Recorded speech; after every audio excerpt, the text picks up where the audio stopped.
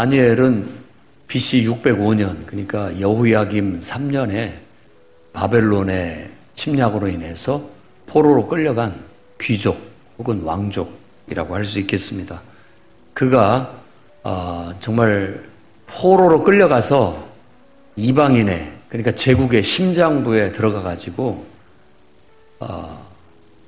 하나님을 믿는 하나님의 사람으로서, 또 그 왕궁에서는, 그 제국에서는 또 위대한 학자고 아주 충성된 뛰어난 능력을 가진 신하로서 한 72년간을 살아냅니다.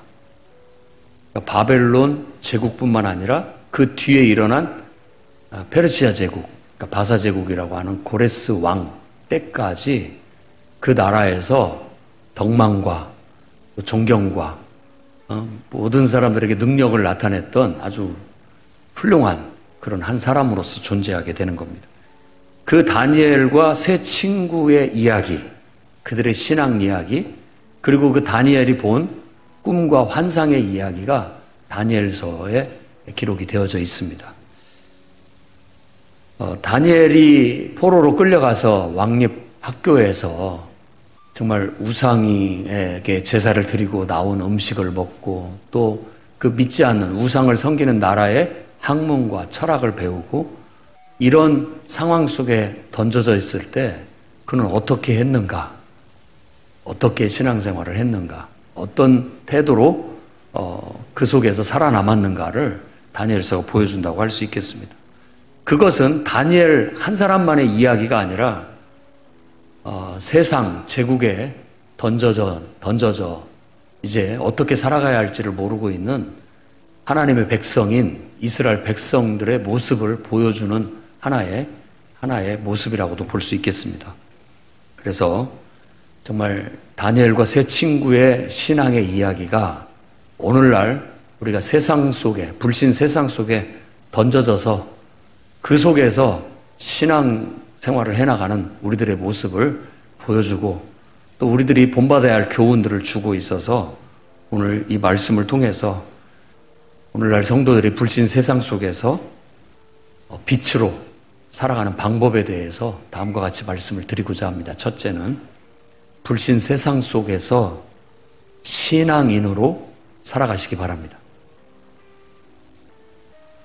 안 믿는 세상 속에서 나는 하나님을 믿는 사람이다라는 걸 나타내고 살라는 뜻입니다. 교회도 없어요. 예수 믿는 사람이라고는 찾아볼 데가 없고 아무도 없습니다. 그리고 내가 살아가는 이 세상이 예수 믿는 것에 대해서 적대적이에요.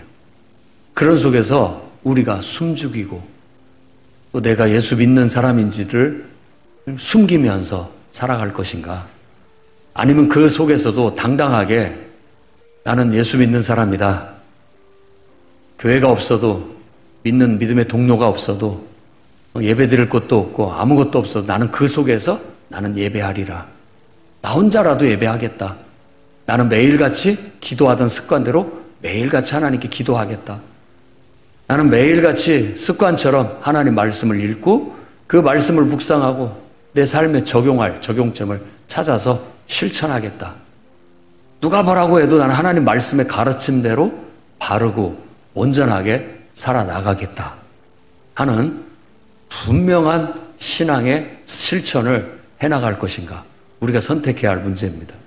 여러분들은, 저는 오늘 이 말씀을 통해서 그런 사람이 되시기를 바랍니다. 네, 아무도 예배하지 않아도 나는 예배하겠다, 나는 오늘도 내 습관대로 내가 섬기는 하나님 앞에 기도할 기도를 드리겠다, 나는 오늘도 내가 읽어야 할 하나님 말씀을 읽고 묵상하고 그 말씀이 내게 주신 교훈을 삶에 실천하면서 살아가겠다. 그런 투철한 이 불신 세상에서도 신앙인으로 살아가시기를 바랍니다. 여러분들은 신앙인이니까 보여줘야 됩니다. 그것 때문에 사람들이 나를 미워하거나, 그것 때문에 사람들이 나를 싫어하거나, 그것 때문에 설령 나를 죽인다고 할지라도 나는 신앙인이니까 신앙인답게 살아야죠. 만일 정말로 나를 그걸 못하게 하고 막아서서 죽인다고 한다면 나는 차라리 내가 하나님을 섬기는 신앙인으로서 살지 못할 바에는 그게 무슨 의미가 있느냐? 아무 의미 없다. 차라리 죽겠다. 이게 바로 다니엘의 신앙이고 오늘 이 시대에 우리 성도들이 배우고 실천해야 할 신앙이라고 감히 말씀을 드리겠습니다. 여러분들은 이 불신 세상 속에서 정말 투철한 신앙인으로서 정체성을 가지고 그렇게 살아가시기 바랍니다. 누가 뭐라고 해도 나는 예배합니다. 정말 안타까운 것이 코로나19 기간 동안에 이런 투철한 신앙심을 가지고 우리가 대처를 했어야 되는데 너무 세상의 눈치를 많이 보지는 않았는지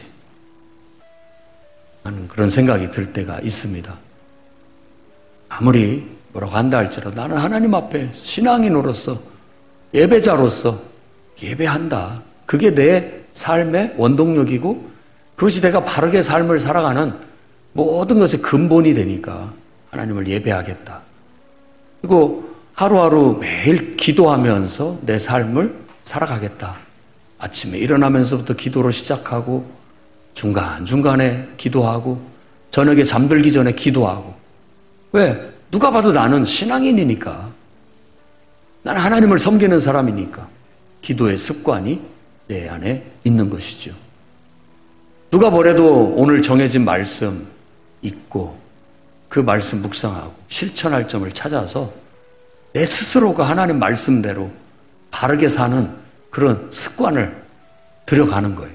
누가 시켜서도 아니고 누가 무서워서도 아니고 내가 하나님을 사랑하기 때문에 하나님을 믿고 섬기기 때문에 하는 일이에요.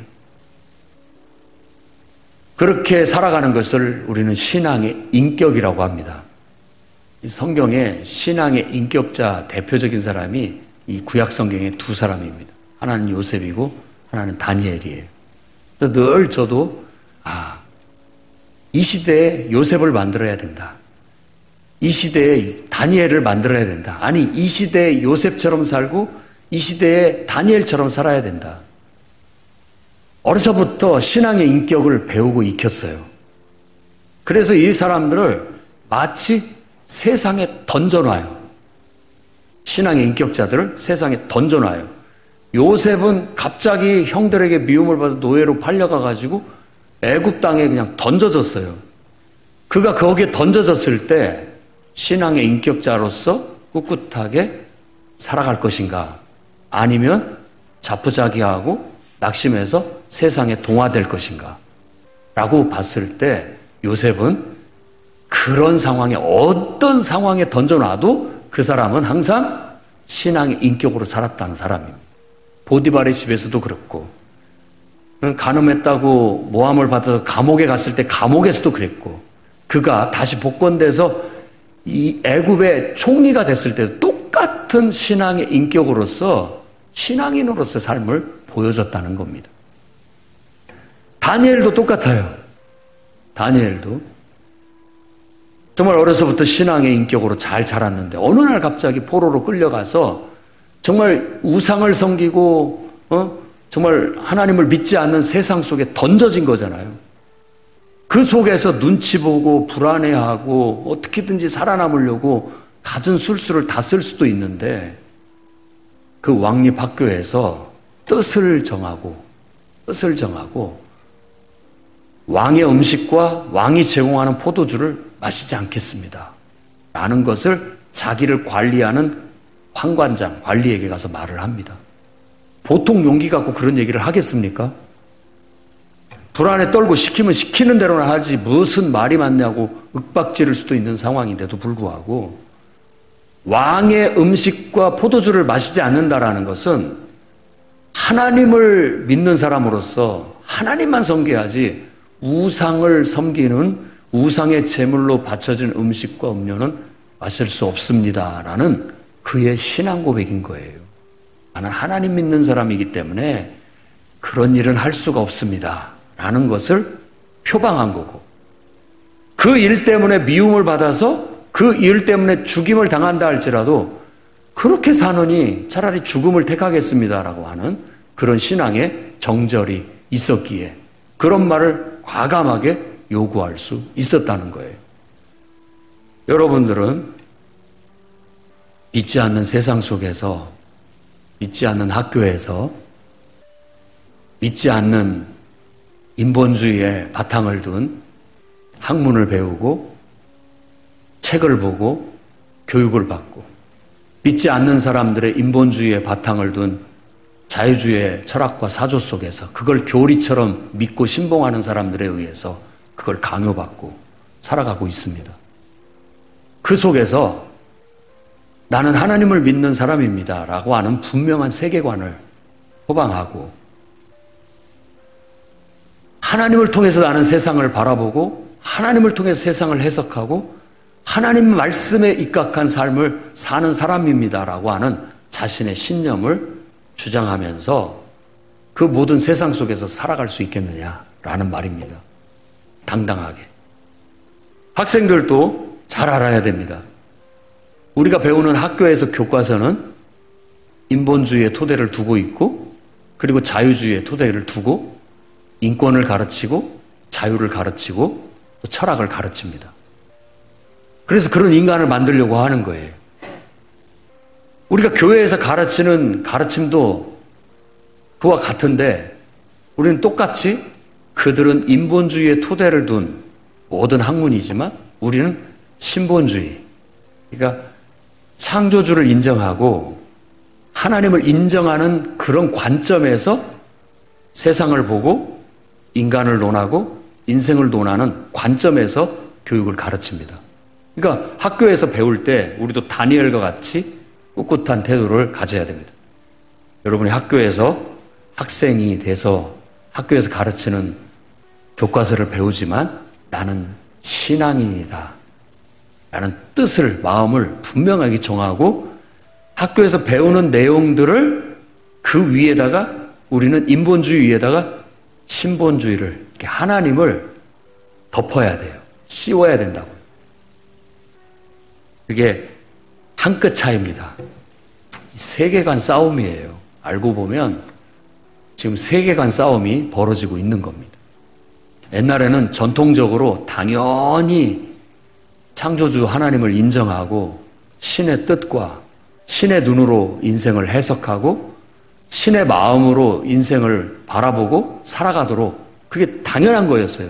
근데 어느 한순간 그거에 대해 실망을 느끼고 또 폐해를 본 사람들이 신을 걷어내버렸습니다.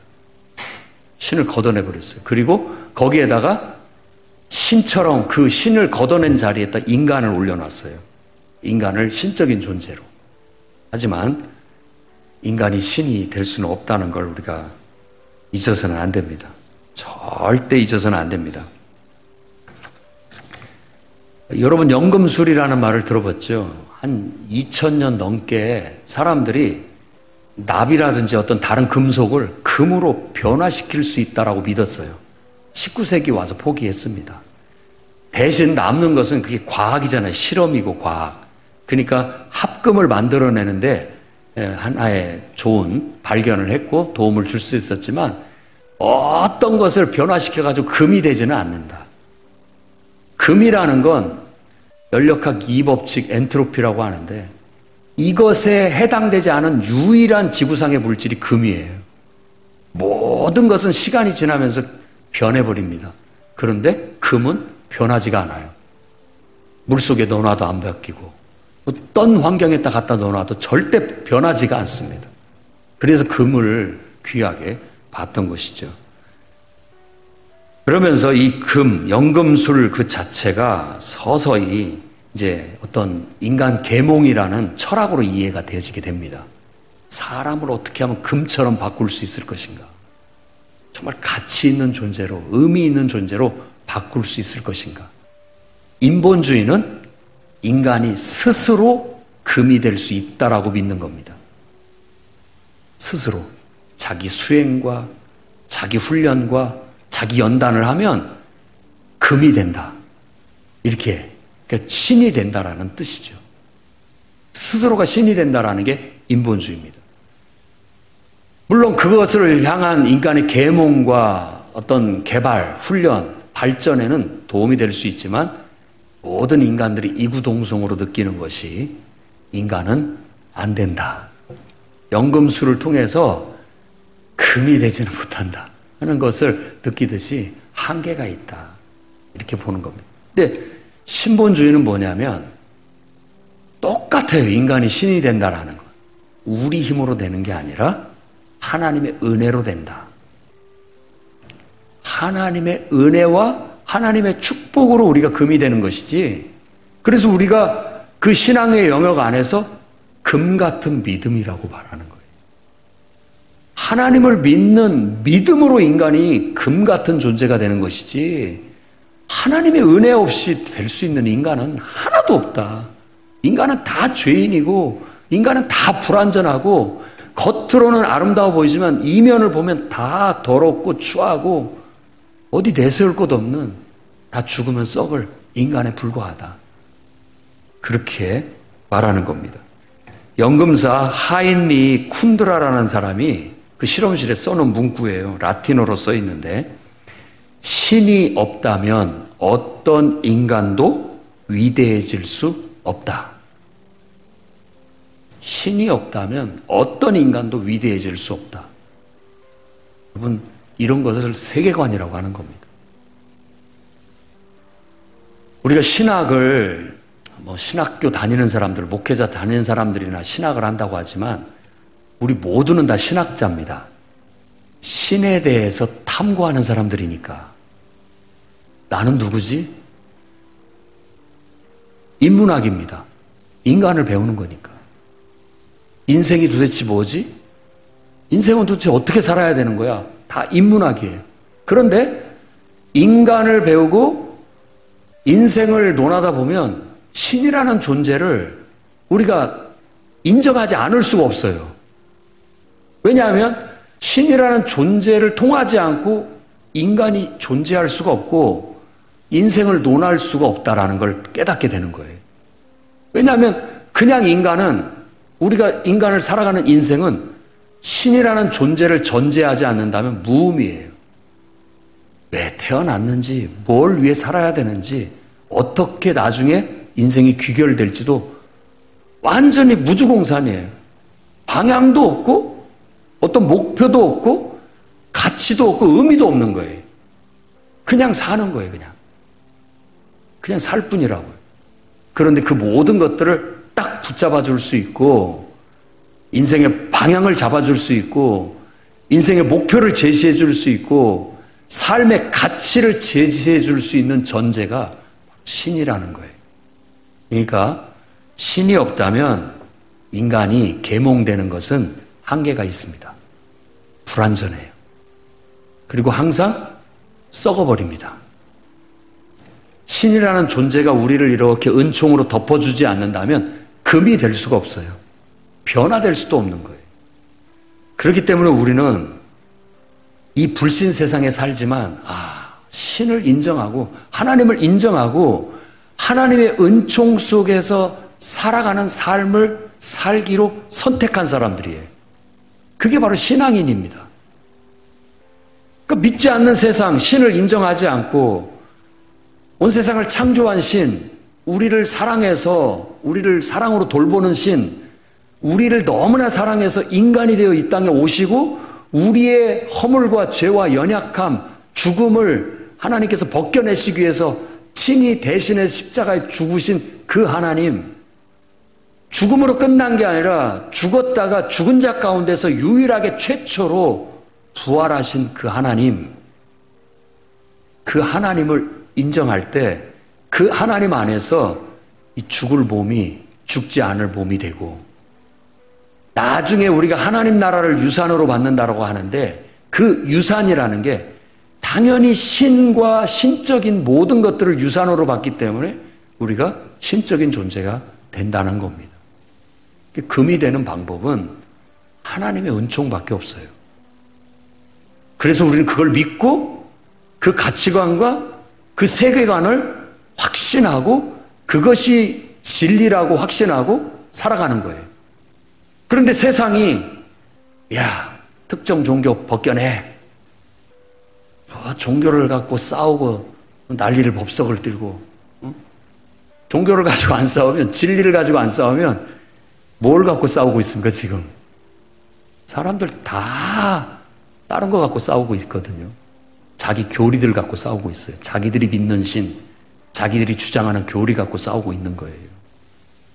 우리는 그런 개개인의 어떤 특정 집단의 상대적인 교리나 가치를 갖고 싸우는 게 아니에요. 우리는 절대적인 진리, 절대적인 가치, 창조주 하나님, 우리를 구원하신 하나님, 우리에게 신의 생명을 부여하실 그 하나님의 그 절대적인 진리와 가치를 믿고 나아가는 사람이에요. 그렇기 때문에 우리가 불신 세상에서 살 때 거기에 동화되지 않고 꿋꿋하게 나를 지키게 되는 겁니다. 나답게 살아가는 것이죠. 다니엘이 그 서슬이 시퍼란 포로로 끌려가서 제국의 심장부에 선택받아 너는 이 제국을 위해서 봉사해야 할 일꾼으로 앞으로 훈련될 거야. 시키는 대로 해. 안 그러면 언제 죽을지 모른다.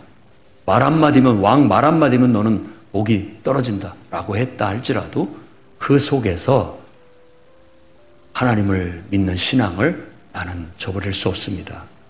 그걸 저버리느니 차라리 죽음을 택하겠습니다 라고 말할 수 있는 신앙인으로서의 자신의 정체성을 나타내고 살아가게 됐다는 거예요.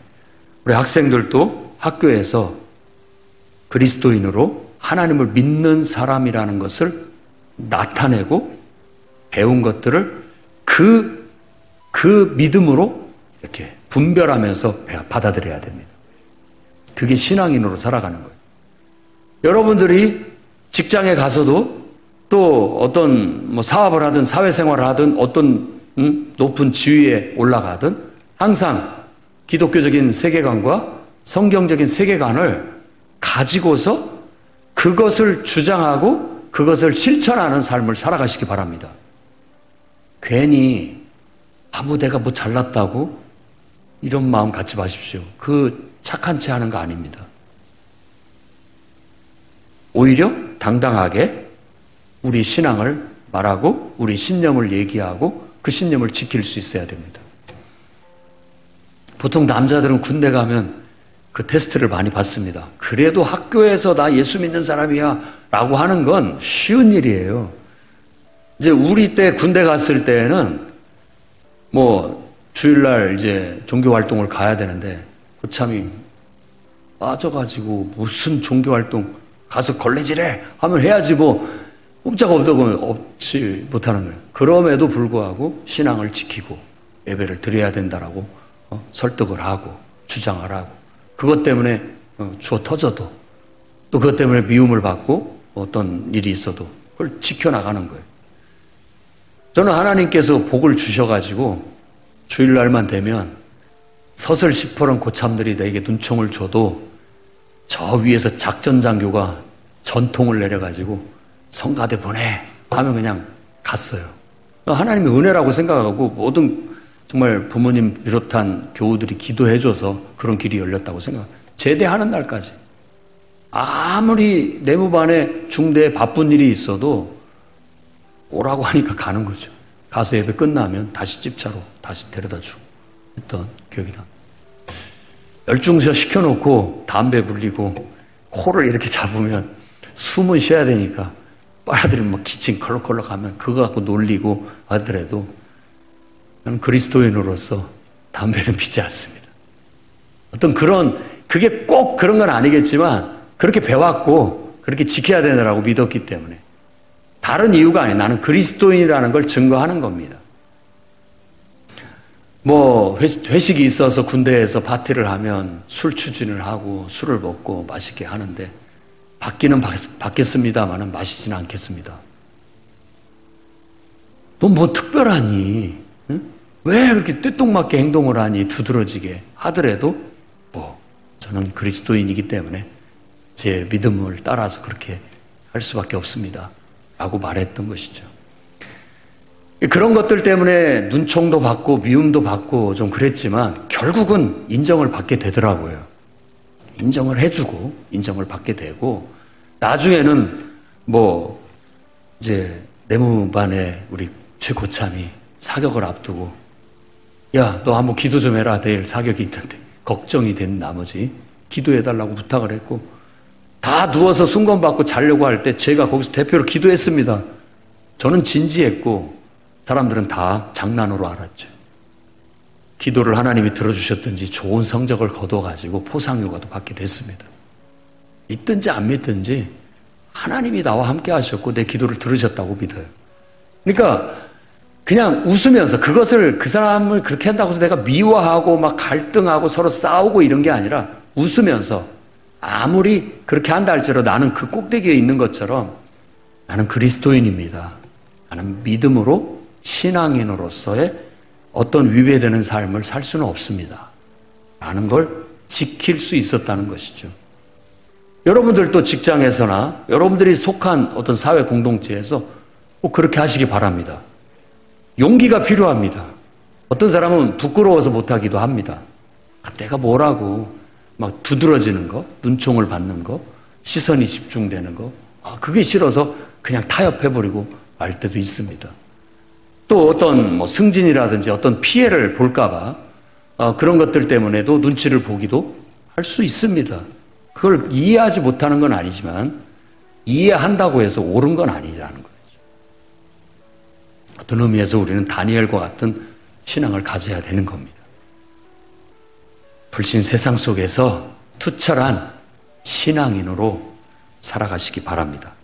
그게 빛입니다. 내가 착한 것을 드러내는 게 아니에요. 나를 드러내는 게 아닙니다. 여기서 말하는 빛이라는 것은 하나님께 속한 것을 말하는 거예요.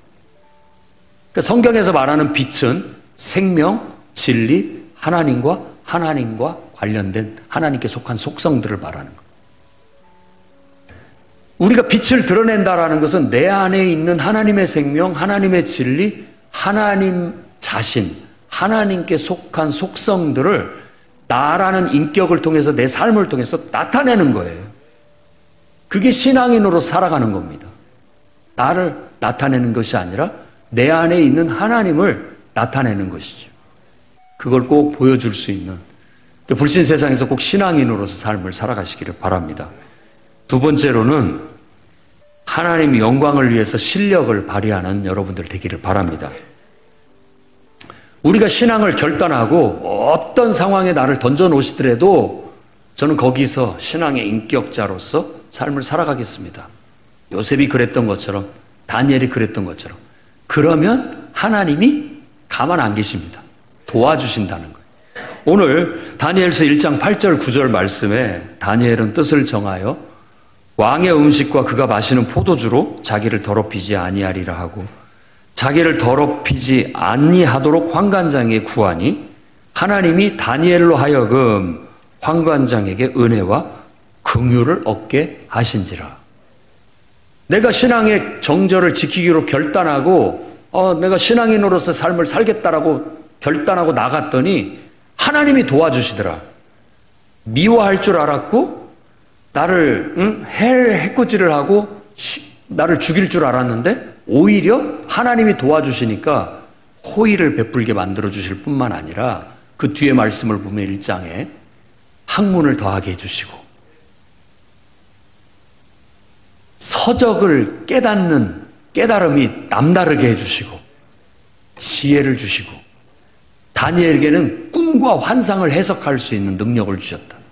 이 말은 어떤 환상을 해석한다는 건 하나님의 계획과 하나님의 뜻을 읽어낸다는 뜻이에요. 세상 역사 속에서 사건 속에서 하나님의 뜻과 계획을 읽어내는 그런 영적인 능력까지 갖추게 해주셨다. 그래서 그 왕립학교의 모든 동급생들보다 다니엘과 세 친구들이 뛰어나게 했어서 왕 앞에 섰어요. 지금으로 말하자면 1등부터 4등까지 다 차지해버린 거예요. 하나님이 축복하시면 그렇게 되는 겁니다. 너희가 대접을 받고 싶으면 먼저 대접을 해라. 내가 하나님 앞에 투철한 신앙인으로서 살기로 결단하니까 하나님께서 또 그렇게 축복을 해주시더라는 겁니다. 우리 때 유명했던 그 원정수 권사라는 분이 있는데 그 사람이 암의학계에서 세 손가락에 꼽는 미국에서 암 전문입니다. 그가 학교 다닐 때 새벽 기도를 드렸어요. 새벽에 학생 때부터 하나님께 지혜를 달라고. 그러니까 남들보다 일찍 잠자고 일찍 깨어나서 새벽 기도를 하고 공부를 한 거예요. 지혜를 주셨는데 어떤 지혜를 주셨느냐면 책을 이렇게 보면 그 책이 이미지가 돼갖고 머릿속에 이렇게 딱 들어와 있는데 그래서 시험을 볼 때 머릿속에 책장을 넘기면서 시험을 봤대요. 이렇게. 그러니까 서울대 의대 수석 입학, 수석 졸업, 유학 가고 하는데 어려움이 없었다는 거예요. 하나님이 도와주시면 그런 은혜도 있습니다. 그렇기 때문에 우리가 정말 남들보다 공부 시간 뺏겨가면서 교회 예배드리지 또 교회 봉사하지 주일날은 거의 4시간이 없을 정도로 봉사하더라도 남은 시간 공부해도 남다른 학문이 더해지고 책을 보더라도 더 빨리 보고 빨리 깨닫고 빨리 이해하고 빨리 암기할 수 있는 능력을 더해 주시고요. 또 분별하고 분석하고 어떤 일을 처리하는 능력도 탁월하게 해 주시니까 적은 시간을 투자해서 공부했는데 더 탁월한 능력을 발휘하게 되더라. 그게 하나님의 은혜고 축복이라고 믿는 거예요. 우리는 그저 예배드리는 시간이라도 더 공부해야 더 잘 될 줄 알고 더 똑똑해질 줄 알고 더 시험을 잘 볼 줄 알지만 신앙인은 그게 아닙니다. 신앙인으로서는 아무리 급해도 예배가 우선이죠. 하나님 앞에 먼저 예배 드리고 남은 시간 최선을 다해서 공부하겠습니다. 이게 신앙인으로서 살아가는 거죠. 진정한 실력은 바로 거기에서 나온다라고 말씀드리고 싶은 겁니다. 인간이 자기 힘으로 노력한다고 해서 다 되는 게 아니에요. 하나님께서 손가락을 터치해 주셔야 하나님께서 허락해 주셔야 지혜도 있고 능력도 나타나고 나타나는 거예요. 생각해 보십시오. 많은 스포츠인들과 예술인들 중에 예수 믿는 사람이 많습니다. 왜 그런지 아세요? 그 사람들은 자기 있는 힘껏 다 노력을 해봤는데 안 돼요. 안 된다는 걸 안 사람들이에요. 한계에 부딪혔단 말이에요. 이럴 때 도대체 난 여기서 포기하고 말아야 되나? 난 재능이 없나 봐. 그때 하나님 앞에 나와서 기도하고 하나님의 은혜를 받아가지고 그 한계를 뛰어넘는 사람들이 정말 몇 손가락에 꼽는 탁월한 그런 인재들이 또 실력 발휘를 하는 사람들이 될 수 있다라는 거예요. 근데 못 모르는 사람들이 기도는 무슨 기도? 난 다 할 수 있어. 큰 소리 칩니다. 큰 소리 쳐. 아직 진짜 뼈저린 한계를 경험해 보지 못한 거죠. 아직 못한 거죠.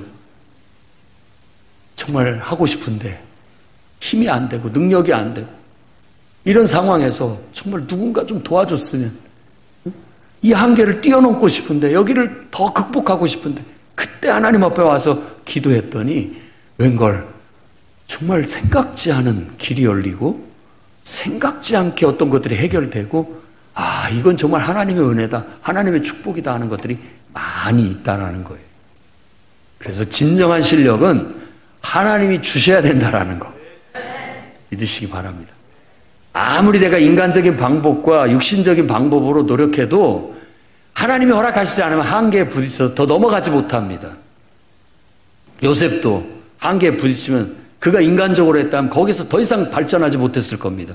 그런데 하나님을 의지하고 하나님 뜻대로 신앙인으로 살아가니까 하나님께서 그 한계 때마다 길을 열어주시는 거예요. 죄를 지은 사람으로 모함을 받아 감옥에 갔을 때도 완전히 갇혀 있었죠. 하나님이 도와주시니까 오히려 그걸 계기로 해서 애굽의 총리가 될 수 있는 길이 열리게 된 거예요. 하나님이 하시니까 실력을 발휘할 수 있게 되고 그 실력이 진정으로 인정받게 되는 결과를 가져올 수 있게 됐다라는 거예요. 오늘 이 자리에 있는 우리 학생들과 여러분 모두가 다 저는 신앙인으로서 정말 하나님의 은혜와 축복을 받아가지고 여러분들이 속한 어떤 곳에서든 실력 발휘하면서 살기를 바랍니다. 마지막 세 번째는 여러분을 통해서 하나님이 칭찬 듣게 그렇게 살아가기로 오늘 결단하시기 바랍니다. 네, 오늘 본문에 느부갓네살 왕이 다니엘 앞에 와서 엎드려 절합니다. 있을 수 없는 일이에요. 산천초목도 두려워 떨게 말하는 그 느부갓네살 제국의 황제가 일개 다니엘 앞에 와가지고 납작 엎드려서 절을 한다? 이게 어찌 된 일이냐? 라는 거예요. 느부갓네살 왕이 꿈을 꿨어요. 꿈을 꾸고 깨어났는데 꿈이 생각이 안 나요. 그래서 모든 똑똑한 학자들, 능력 있는 사람들 다 불러 모아서 야, 내가 꿈을 꿨는데 생각이 안 난다. 내 꿈을 맞춰내라. 그 꿈을 해석해내라. 안 그러면 다 죽이겠다. 시한을 줬어요. 근데 이 사람들이 답답한 게 뭐냐면 왕이시여 우리가 꿈을 해석해 드릴 수는 있는데 꿈은 얘기해 주셔야 될 거 아닙니까? 꿈도 얘기하지 않고 어떻게 꿈을 해석하라는 말입니까? 야, 내가 꿈이 생각난다면 너희들을 불렀겠느냐? 잔말 말고 가서 내가 뭔 꿈을 꿨는지 밝혀내고 꿈을 해석해내라. 안 그러면 내가 다 죽이겠다. 너희들 내가 준 녹복만 축낼 뿐 어디 하나 쓸모가 없다. 다 죽이겠다. 해서 기한이 찼는데도 아무도 그걸 맞춰내지 못합니다. 군대장관 아리옥을 불러서 다 죽여라. 그가 아리옥이 죽이러 가고 있는데 그때 다니엘이 나선 거예요. 저에게 기회를 주십시오. 제가 맞춰내겠습니다. 그리고 기도했더니 하나님께서 그 꿈을 보여주셨고 그 꿈을 해석해 주니까 왕이 지금 이렇게 행동하는 겁니다. 세상에 여러분들이 세상 속에서 신앙인으로서 탁월한 능력 발휘를 하면서 나아가게 되면 이게 빛이 비치는 것 같아요. 너희는 세상의 빛이라 산 위에 있는 동네가 숨기지 못한다. 네, 내가 내 안에 있는 하나님과 하나님에 속한 어떤 속성들, 그런 능력들을 이렇게 발휘해내면 그 혜택이 모든 사람에게 주어지게 된다는 거예요. 그래서 나 때문에 복을 받아요. 나 때문에 은혜를 얻어요. 그래서 나를 통해서 나타나는 하나님께 영광을 돌리게 되는 거예요. 누누이 말씀드리지만 여러분들이 타고 간 버스는 여러분 때문에 복을 받은 거예요. 하나님이 여러분을 사랑하고 지켜주시니까 그 안에 있는 모든 사람이 다 똑같이 혜택을 받고 축복을 받는 거예요. 여러분이 타고 가는 비행기는 여러분 때문에 복을 받는 거예요. 하나님이 여러분을 사랑해서 은혜를 주시고 보호하시고 지키시니까 다 복을 받는 거예요. 여러분이 다니는 학교는 여러분 때문에 복을 받은 거예요. 왜냐하면 하나님이 여러분에게 지혜와 능력을 주셔서 실력을 발휘하게 하니까 그 학교가 빛이 나는 거죠. 여러분이 다니는 직장은 여러분 때문에 복을 받는 거예요. 여러분들이 하나님을 믿는 신앙인으로서 탁월한 능력과 실력을 발휘하니까 그 직장의 위상이 높아지게 되는 것이죠. 미워한다고요? 우리를 싫어한다고요? 아니요. 내가 신앙인으로서 특출난, 내가 독실한 신앙인으로서 실력을 발휘하고 하나님의 영광을 드러내게 되면 느부갓네살 왕 같은 사람도 와서 자발적으로 스스로 머리를 숙이고 야, 너 존경한다. 야, 너 참 대단하다. 네가 믿는 하나님은 너무나 위대하시다. 네가 믿는 하나님은 정말 온 세상의 주권자이시다. 기꺼이 하나님을 인정하고 나도 네가 믿는 하나님을 믿고 싶다. 어떻게 하면 너처럼 될 수 있느냐라고 머리를 숙인다라는 겁니다. 사람들한테 이쁨 받으려고 비유 맞추는 사람이 되지 마시고 신앙인으로서 바르게 살고 신앙인으로서 좋은 선한 영향력을, 능력들을 발휘하면 그 사람이 내게 붙어옵니다. 야, 나 너하고 친구하고 싶어. 널 가까이 하면 왠지 좋은 것 같아. 다 잘 될 것 같고 복을 받을 것 같고 떠나지 말고 나랑 같이 항상 같이 하자. 이렇게 할 수 있는 사람이 되셔야 될 거 아닙니까?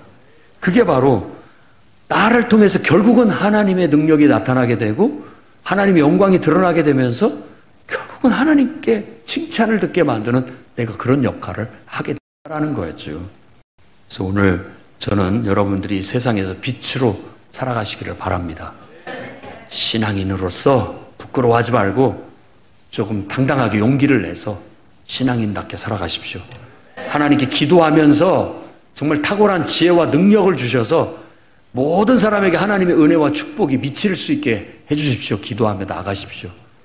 그래서 여러분들을 통해 하나님이 영광을 받으시고 여러분을 통해 하나님의 영광이 드러나고 하나님이 칭찬받는 그런 위대한 용사들로서 영웅들로서 쓰임받는 인생이 되시기를 주의 이름으로 축원합니다. 기도하겠습니다. 거룩하신 주님,